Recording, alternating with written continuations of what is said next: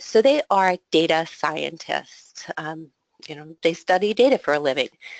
And they try to figure out how to use the data and new trends that they find to impact health and healthcare.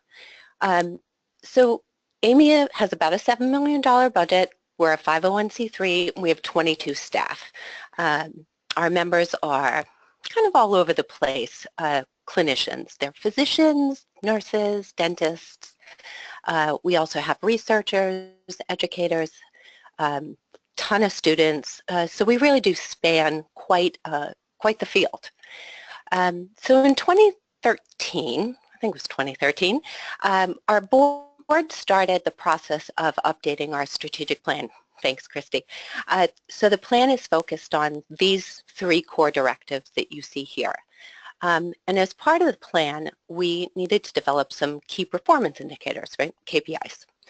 And these KPIs would enable our board to look at how AMIA is doing, would allow them to make decisions about adding programs, sunsetting programs, or tweaking something that serve our members.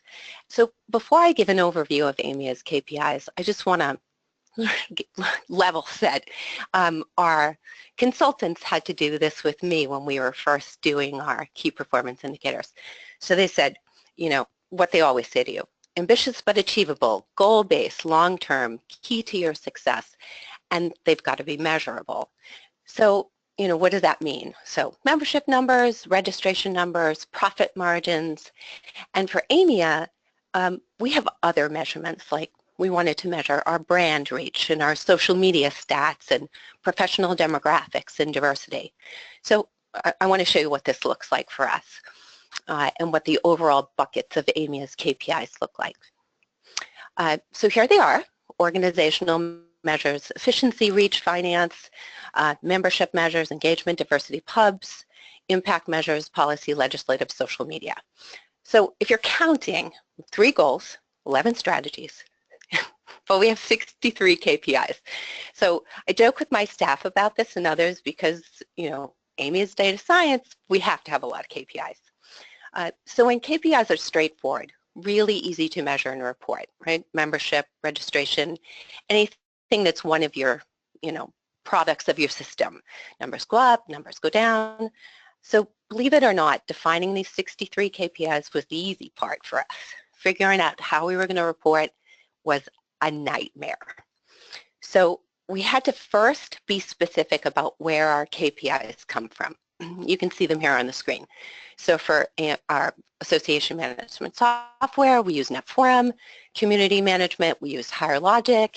Email marketing, we use High Road Solutions. Our finances come from Great Plains, and then we use Focus and Facebook and Twitter. So our data comes from everywhere. And years ago, the AMS was the place, right? And our AMS no longer holds all this data about our members. And they're not particularly well known for having robust reporting. And the tools aren't always really connected to the AMS that you need them. So you're trying to figure out reports, one system, blend it with another, or you're just doing a whole lot of guessing. So what I lovingly call operationalizing our strategic plan, we needed a new organizationally focused internal initiative. So we were going to stop relying on our instincts or any incomplete data to make decisions. So we were going to use the data. In a few years, we were mainly running these reports, right? We had different departments responsible for reporting in, and I'd look at the reports, and often I had to go back to the staff person because there was a discrepancy in the numbers. Really, really time consuming, and we had to do it every single time we had a meeting. And we had a couple of tools that worked. We used Power BI for many of our more complex reporting requirements. So we were trying to figure out things like how many people come to an AMIA meeting one time and never come back. We were trying to talk about demographic profiles of both membership and registrants. We needed to figure out what our most vulnerable populations of members were that we're not renewing. When does it happen? Can we intervene? At what point on that spectrum can we make the greatest impact? So we did some of this work in Power BI. And I showed it to my board, and it didn't go as well as I really had hoped. Again, like at the very beginning, I said they're data scientists, so they just wanted to start picking apart this data. And they were asking questions that were going to take them off track from, the big picture stuff. So, your board, of course, should be concerned with renewal numbers, bottom lines, programmatic surpluses, but it's a real danger to have them focused on, the AV spend of one of your small meetings, or that student members maybe only go to one annual meeting in every 2. So we had all this data, but I didn't want them in the weeds. And, they're data people, weed people, but they can't do that if we're really going to advance the organization. So we looked at a couple data visualization tools. We needed these executive dashboards. They were complicated. Unfortunately, they also needed programmers to manipulate them, or they were really expensive. So AMIA has a relationship with Gravitate. They actually did all the work with us on Power BI, and we've also worked with them to develop our member-facing portals on our website. And they told us, hey, so we're working on developing this data visualization tool, and we want to, do you want to get involved? I was like, sign me up. We really wanted to be a part of it. So the beta group, it was fun. So AMIA's members, they're data geeks, kind of rubbed off on me a little.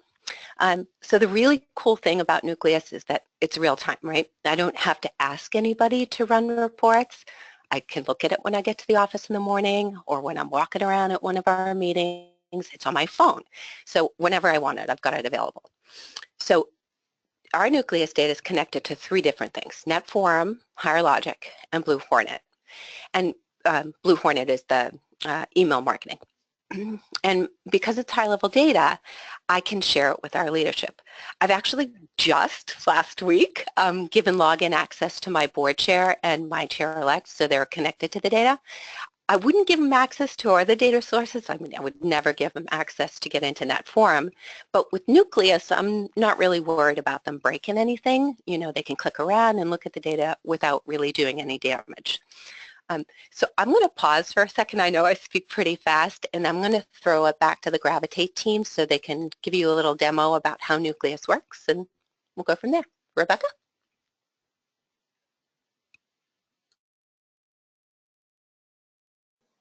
Thanks, Karen. We are going to take a quick break from Karen's story and show 3 other examples of how our clients have benefited from using Nucleus as a way of giving a demo of Nucleus.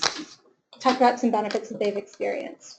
So before we jump in, a quick orientation. You'll see across the top there is a blue bar with 5 different categories. We call these carousels. And these carousels are tailored to each of our clients when they get set up with Nucleus for the first time. In this case, we are in our demo site, so we are using demo data, and we are going to work today primarily from our annual meeting carousel. Every carousel is made up of cards, and one of the great benefits of Nucleus is that it's meant to work on any device, as Karen pointed out. So as you look at the cards on the page, imagine holding your phone in your hand and swiping left to right as you see one card on your screen at a time, and being able to dig into the data real time wherever you are without being attached to your desk. So our first use case today that we're going to talk about is from a client who knew that their 2014 event registrant data showed that they had more 2014 registrants than 2015 registrants, but they didn't know why. And they couldn't figure out why. And anecdotally, there were theories going around the office, but no one actually had the data to back it up. So we're going to look first at this registrant's last 3 years cards. And you can see as we look at 2013, 2014, and 2015 across the x-axis on the bottom, you can compare the bars and indeed see that 2014 had more registrants than 2015. So that was step 1. We confirmed that the data the staff was working from was correct, and 2014 indeed had more registrants, but now we needed to figure out why. So for step 2, we're going to go and explore the details behind this card and look at two different charts that provide an additional level of insight. The chart on the left is registrants by weeks out from the annual meeting. So looking at the x-axis, you have numbers left to right from 21 to 0 as you get closer to your annual meeting, with 0 being the start of the annual meeting. And we can see between the blue 2014 and the green 2015 card that the trends are fairly similar, but there is a shift. The peaks represent when an event registration window closed. So early bird pricing ended, there was a big rush to get in and register. The regular registration window ended, there's another big rush to get in and register. If we look at the chart on the right, registrants cumulative, it is set up in the same manner as the registrants chart on the left, with the weeks out going from 21 on the left to 0 to when the event actually started. But it cumulatively adds registrants over the weeks so that we could see our total number of registrants climbing as time goes on. And as you can see here, we were on a pretty standard path between 2014 and 2015 until we got to about week 14. And so the staff went back and they tried to figure out what happened around weeks 14 and 13 when registrants really started to diverge. And what they were able to figure out was that an email marketing campaign had gone out in 2014, but not in 2015, that had really increased the number of registrants that year. And so by using Nucleus, they were able to take a gut feeling that they had about their registrants and help explain why their registration numbers had increased one year over another. Now, before we move on to our next example, let's look at a couple other things that we can do on this page. The first is filtering. So right now, we have our filters set to show just 2014 and 2015 data. But maybe we also want to see just 2014 and 2015 data by registration type. So I'm going to go in and I'm going to change my registration type to see only industry members. And you can see on the right as I do that my charts change on the fly. As you continue to update filters and make changes, your charts will update automatically and you can see in real time the data that you're looking for. Now, what if you want to take this data and do something with it outside of Nucleus? Maybe you want to splice and dice it further. Maybe you want to play around with it. How can you do that? This data tab at the top allows us to export the data that actually builds the charts above. So you can see that we have two tabs. We have a registrants tab and a registrants cumulative tab. Each tab represents the data that is underlying the charts that we saw up above. As we filter our charts and we see the results updated on the charts in real time, our data tab updates as well. So I know that when I export my data, I'm exporting the exact same data that is behind my charts. Now, how can I export it? I can export it into 3 different file types: CSV, JSON, and XML. So you can take it, you can export it, you can do with it what you want. If you know that you want to do more, but you're not sure what your next step is or how you can do more with it, that's something that the Gravitate team can provide and guide you through that solution and getting connected as well. All right, so let's look at another annual meeting example. In this case, we use data blending from 3 different sources. We used event registration data, we used AMS membership data, and we used beacon data from the actual event. In this scenario, our client wanted to understand where CIOs were spending their time at their annual meeting. There was a feeling that CIOs were spending a lot of time in sessions, and they felt that they could increase sponsorships by having the data to back up where CIOs were actually spending their time during meetings. As you'll see, looking at this chart on the CIO hours in sessions card, it gives us a breakdown based on the beacon data where CIOs actually spend their time during the annual meeting. So we'll see that a lot of CIOs, based on this data, broken down by first-time registrants and not first-time registrants, don't actually go to the sessions at this meeting. They're walking around the exhibit hall, they're making connections, they're having other meetings. And by using Nucleus, our client was able to determine how they needed to plan their annual event for the next year to ensure a higher engagement level from CIOs. So we look more and we drill down into the data a little bit more. We can look down at this chart on the right for session visits. And looking at this bubble chart, it provides a graphical view of where everyone is spending their time based on their organization type across the x-axis and their member type across the y-axis. This is a great chart because it provides a great visual up front of where people are spending their time and how they're spending their time in sessions, and it's all relative to everyone else attending. So for example, if we hover this, we can see that this group of people from an institution who were members never actually attended a session. And relative to all the other groups on the board, they make up the majority of individuals not attending a session. For our final example, we're going to look at a goals card. We had clients who moved all their reporting over to Nucleus. They loved it. It was great. It was really working, except that they were still tracking their annual goals in spreadsheets because they didn't have another place to do it.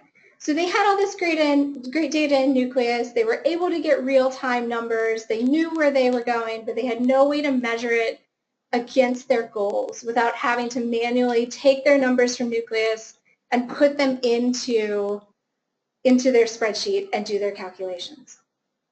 Enter Nucleus. So we've added a new section for goals, and if you look at the card on the left, we are looking at the details for recruitment for Total Industry Stores, which is a member department that this organization cared about greatly. So the first number that we see is the current number of Total Industry Store members. This number is being pulled from Nucleus. This data was already in Nucleus. We just had to expose it here on this card to be compared side by side with the goal. The goal came from the spreadsheet that the client was using to manage internally. We took a flat file of all of their goal values. We uploaded it into Nucleus, and we were able to add this number as a static data point on this goal card to report against. And the final number that you'll see on this card is the percent of goal. This number is also updated in real time along with the current member count. As the current member count increases or decreases, it is measured against the goal value, and that percent of goal is calculated and displayed on the card.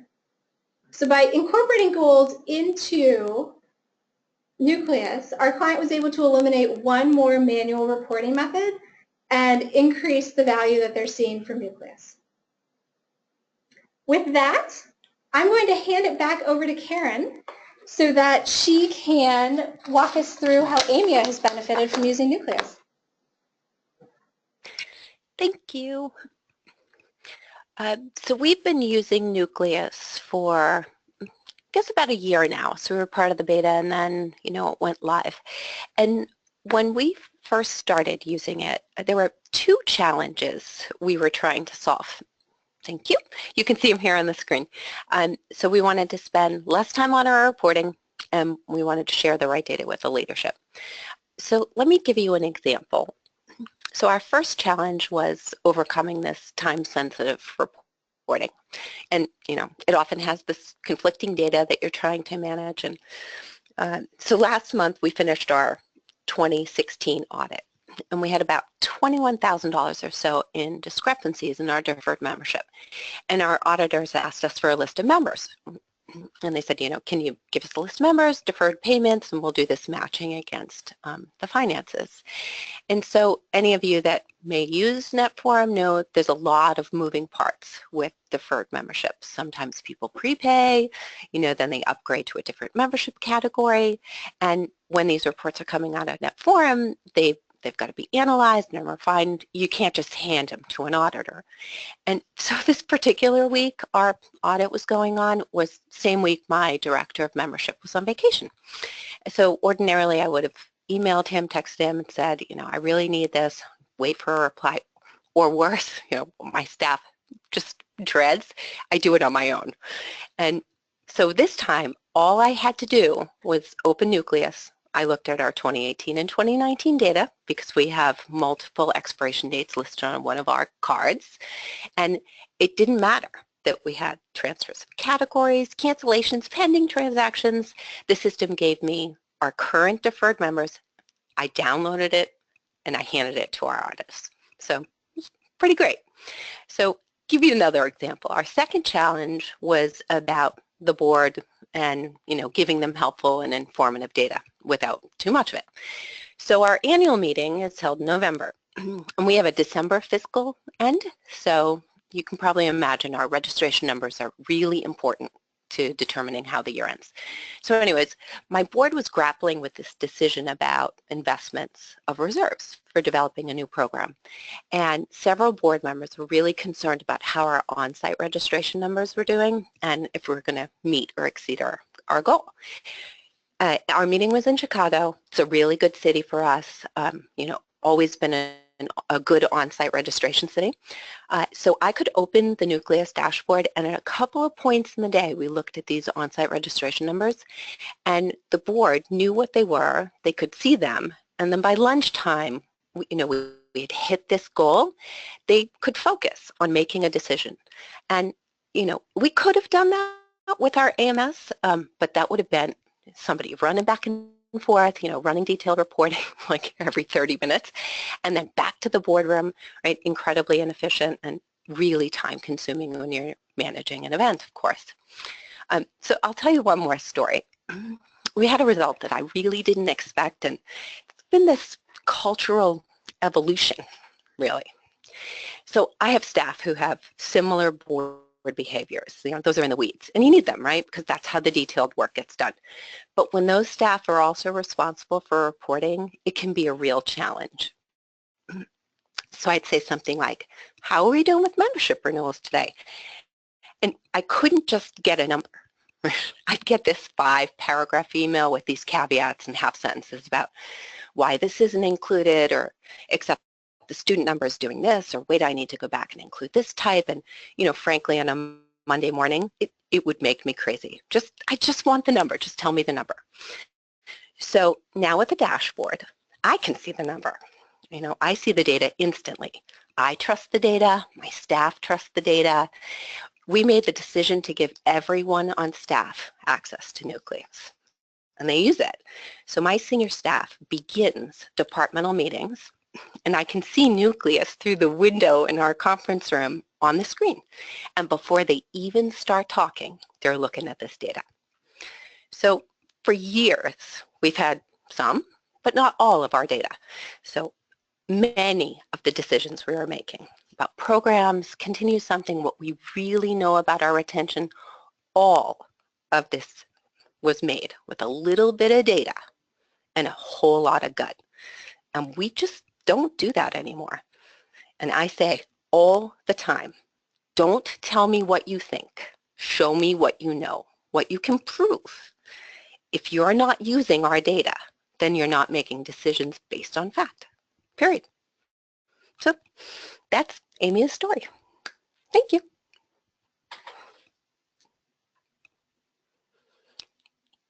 Back to you, Andrew.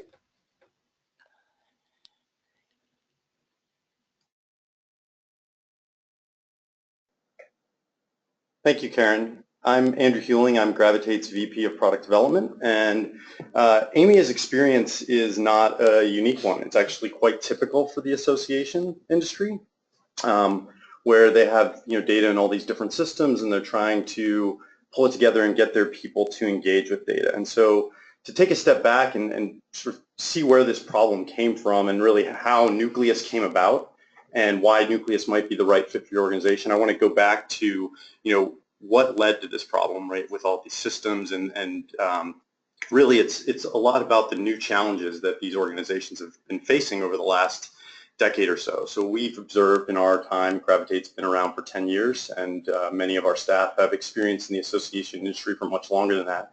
But we've observed that there are new challenges that have come up, right? Members are expecting more. So they're shopping for their products on Amazon, they're doing pretty much anything they want on their iPhone. And as a result, they're expecting all of their experiences to be that simple. This is something that's been well documented in conference keynotes. ASAE talks about it a lot, as well as in industry blogs and publications. In addition, you've got the demographic changes. So, members are getting younger if things are going well, or they're getting older if things are not going well. And so, it's forcing associations to reconsider what services they offer and how they offer those services.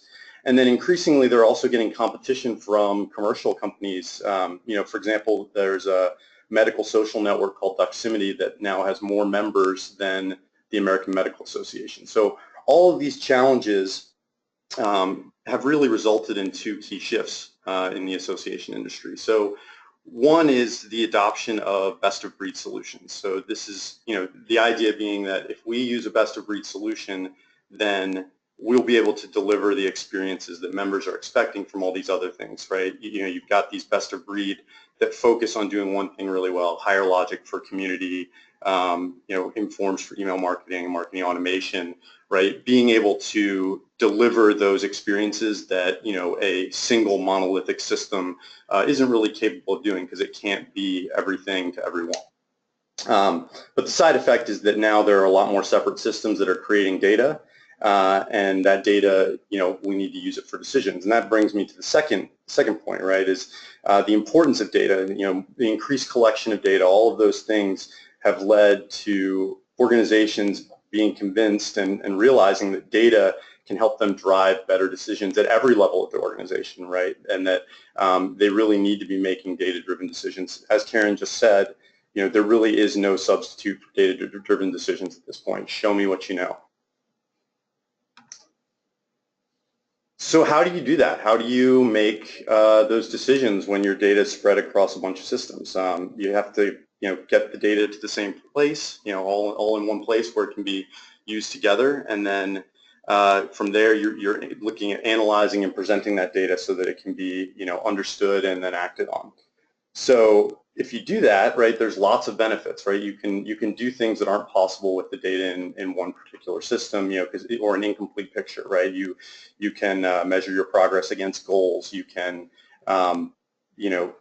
demonstrate the value, as Rebecca said, demonstrate the value to sponsors by showing the demographics of booth traffic and event attendance.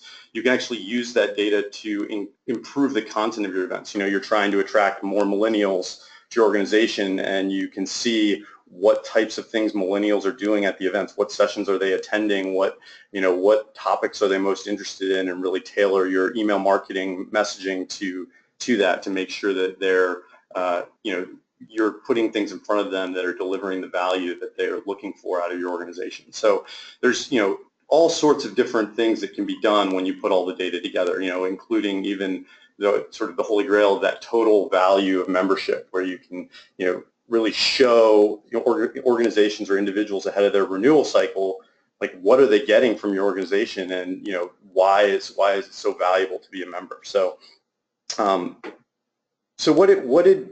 did associations answer this this challenge, handle this problem before Nucleus? We thought we knew the answer. We definitely have a lot of experience with association clients and have seen how individual clients are solving the problem, but we decided that it would be best to go out and sort of vet our ideas and understand the market. So we went on the road. We talked to a number of our services clients as well as other people in the association industry, and really just interviewed them about their data environment and how they were solving this problem. And what we found is that the answers sort of fell into three main categories.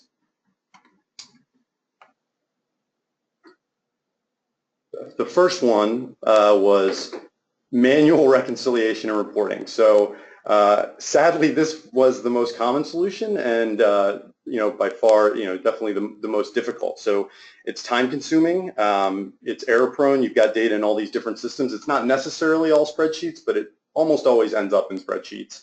And there's resource bottlenecks because it requires very knowledgeable staff, who are familiar with the data and the systems to pull those things together and do that prep to deliver these reports. And so often, there were reports that could only be done annually, critical reports for the health of the organization that could only be done annually, and would take 2 of the senior staff members, multiple weeks to put together. So they're pulling all this data in. So it was impossible to try to do that more frequently. And then, just the resource bottlenecks, right? For sort of the more one-off cases of reports, you've got the people who have access to a particular system, but not everyone in the organization has access, and so the number of requests always have to go through those same people, and that really makes life difficult for everyone at the organization if those people are too busy to handle those requests. So this is not a great option. The second option that we saw was put everything in the AMS, and this actually was fairly logical because 15 years ago everything was in the AMS. The AMS had all of the different modules, and there was less data being collected, and the expectations of members were not as demanding as they are today. So over time, as best of breed tools have been adopted, now the data isn't already in the AMS natively, and those tools which deliver that better experience have their own data. And so the solution became, for many organizations, was to take the data from that system and put it back into these systems. But the problem is that the AMS is a transactional system, really, that's designed to hold its data. It's not designed to really hold and use data from other systems, even though sometimes the AMS is technically capable of doing so. So even if you can get the data in, there's not a lot of built-in reporting and analysis to tie that data to other things in the system to really surface it and make it useful. So the data just ends up sitting there and can sometimes even cause problems. So we have a client who, we're taking all of their email marketing data and pushing it into netFORUM, in this case, pushing it into the AMS, and that resulted in a huge database size. So it made administration, it slowed down the whole system for all the things that they wanted to use for, made administration and backups more difficult, and really wasn't being surfaced in any way at all. There was no way to really see or use that information about those emails that were being sent. So also not an ideal solution. The third option that we saw with some of the bigger organizations was to try to develop their own data warehouse, or in some cases, in a little bit more forward-thinking organizations, a data lake. But the problem is, in many of these projects, we saw they would end up being abandoned after the first phase. So the organizations wouldn't be seeing the return on their investment, and they would decide not to continue with future iterations, which is understandable, right? Data warehouses take a long time to implement, so often 6 to 9 months, and in many cases much longer, and they have really high total cost of ownership. So you're looking at consultant fees to help set up, building the infrastructure, building data connectors to bring all the data into the system, and then there's a whole separate set of stuff around visualization tools, which sit on top of those data warehouses to distribute that data to the organization. So they weren't getting engagement from the users because the tools were too difficult to use. They needed training. So again, there were only a few people who were really comfortable using them, and you had the same bottleneck problem and inability to engage with the data. And then on top of that, over time, the data warehouse in particular is not very flexible, and so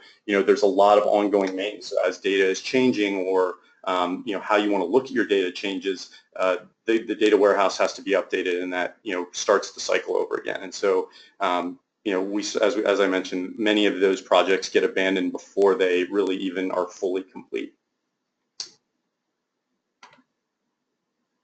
So all of that to say that there weren't a lot of great solutions, and we thought there could be a better way. So that's where Nucleus came from. Nucleus came from seeing that going on with our clients, seeing the struggles, and wanting to try to make things better. So Nucleus is designed to store, connect, analyze, and present data from different systems. So and from the systems that associations and nonprofits are using. So, your AMS, your event system, your email marketing, communities, even spreadsheets on people's desks, right? As Rebecca mentioned, a lot of that goal information is not tracked in any of those other systems. Some of it may be in the AMS in cases, but a lot of that stuff is just in spreadsheets somewhere. And so being able to treat that as another data source and bring that in and tie it to the thing that it's a goal for is really important. And so with Nucleus being built to store data from that other system, it makes sense to put that really at the center of the ecosystem, right? It sits there, it takes in all this data. It's not a transactional system. All of the transactional work is going on in those other systems, and it's just bringing the data together, and the job is to turn that data into one data set. So now that it can be used all together to do reporting and analysis, you can connect third-party tools to Nucleus through our API. So things like Tableau, if you have data scientists or data analysts on staff who are already using some of those tools, they are very excited because they can connect to the API and get the raw data, the raw blended data. They don't have to pay for any of the connections to build out those custom connectors. You don't have to you get all of the data together, and they can use it to drive their work there. In addition, you get the Nucleus front end. So we saw the demo of the front end, and the Nucleus front end serves a very specific purpose. So the Nucleus front end, it fills the role of data for everyone. We want to make sure that the organization, everyone in the organization has data. They're all looking at the same set of data, and to do that, we wanted to make sure that it was easy to use. So all of the decisions we've made in building out the Nucleus front end have been driven by making sure that it is easy to use and it's available as close to real time as possible and everywhere that people go. So it's mobile friendly, and we've got people who have started using the system and they thought they needed help and they've come back 5 minutes later. One of our clients told us a story about how they shared Nucleus with their supervisor, and at first she responded to say, hey, I may need a little bit of training on this, and then 3 minutes later sent an email saying, actually, never mind, I think I've got it. And that's a great story for us, because that's the goal, is that people can really get in and interact with the data. We want them to be seeing and interacting with the same data, and the interaction piece is key, right? Because they can start to recognize the trends and help in their everyday decisions. They're more informed and they have the full picture. So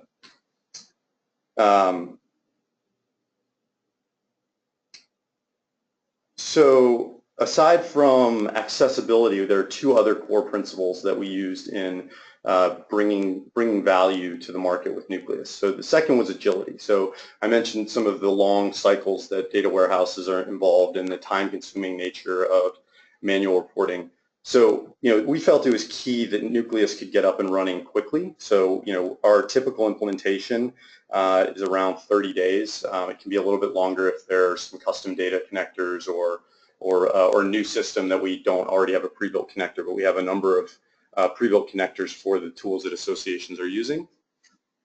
And by getting people up and running, they see that value immediately. So we don't go through a long data cleansing, but one side effect of this is that it actually, we found that it serves as a way to sort of distribute the work of doing that data cleansing. So by showing issues, one example, we had a client who, we're looking at that same chart that Rebecca was showing around the cumulative registration, and the patterns, were identical. There was always a spike at the early registration deadline, and then, pretty much steady registration as the event got closer otherwise.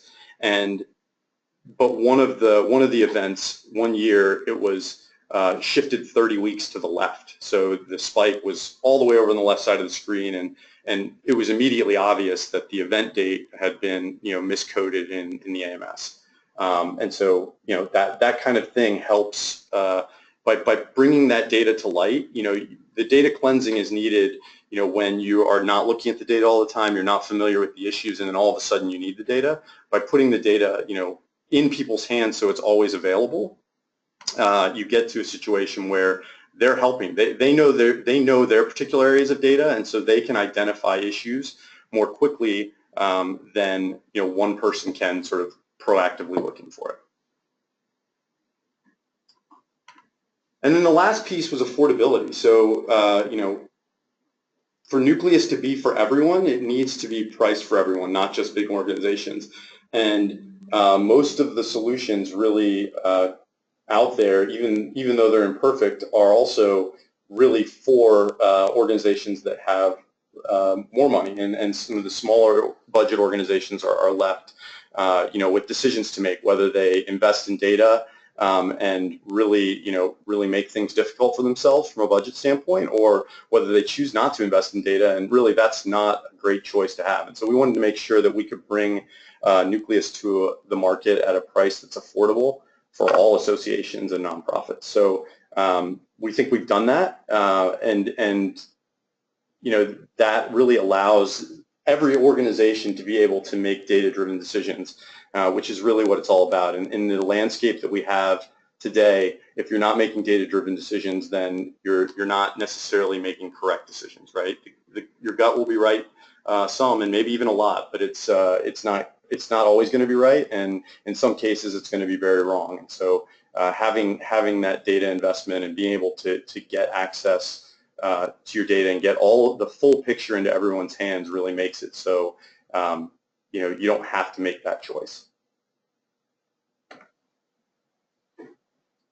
Okay, well, thank you very much. Thank you, Andrew and Karen and Rebecca, for all of your input on today's webinar. This now transitions us to the Q&A portion. And so we do have a couple of questions. I know we've got a few minutes left here, so I will go ahead and start reading them off. The first one is, these slides are really helpful. Will they be available after the webinar? I can take that one. The answer is yes. They will be available after the webinar. I'm going to be sending an email out, so you will have this live recording, and I can also send out the slides if that would be helpful. Okay. The next question here is, it's just a general question. So it says, my organization is already using Tableau. Why would we also invest in Nucleus? Yeah, I can take that question. So we actually get that question a fair amount because when people are looking at data initiatives, they've got a data budget, and so the number of options in the space are really confusing, and so it's all coming from the same place. So it becomes, we don't consider ourselves a competitor to Tableau, except in the fact that we're competing for the same dollars.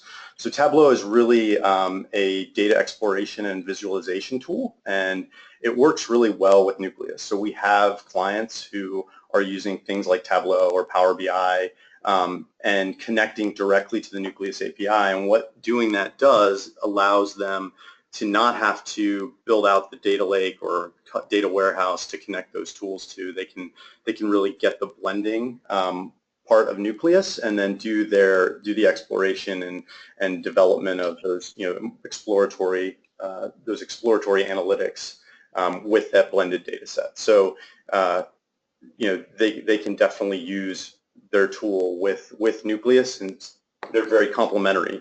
And then on the other side, you also get the Nucleus front end, which again solves the more of the 80% or 90% of information that you want all of your employees to have all the time. And so we've also seen clients who take their insights that they learn from those exploratory tools and then promote them into Nucleus so that they're then available to everyone.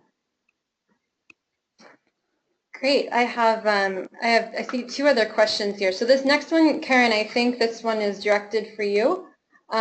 What questions did you need to answer internally before you engaged with Gravitate, and how much time and effort did you need to put into cleansing and organizing your data first? So we had to determine what connections we wanted to make. We have a tendency to want everything, and I think when we sat down with Gravitate and we started to talk with them, they really helped us to understand that data that was already being presented in an executive dashboard in other places just may not be the right, Nucleus may not be the right place for it. So that what we had a lot of the questions answered about key performance indicators and all that, but we had to determine sort of what our high priority connections were going to be. We connect to the AMS, we connect to email marketing, because those were the places that we needed blended data, to see how our 0 to 4, 5-year members were opening email, were they opening it more frequently, not frequently, and that, we needed those pieces. And, we worked on the beta part, and so I separate the beta from what we've done recently when we've had to ask new questions and build some new carousels and cars. And, it's fast. Andrew, I asked him a question and in a meeting, in a face-to-face meeting, and kind of in a couple of days, he was like, oh yeah, here, by the way, this is now available, take a look at this. And the part that I have found incredibly valuable about this process is that, Gravitate shares with us the other things that other clients are thinking about, and they'll say things like, oh, we've got this client that has this goal section and we're going to do that, I want that. And so that has been really cool as well, because it's kind of a community build.